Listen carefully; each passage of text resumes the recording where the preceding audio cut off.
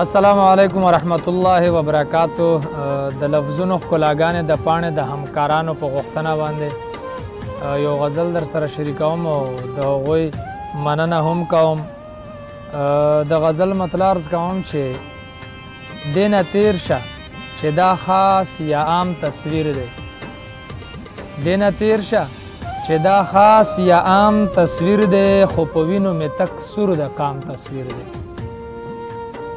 چې په ګرد د نفرتونو باندې خړ دی، چې په ګرد د نفرتونو باندې خړ دی. دا د دې دور د تور نظام تصویر دی.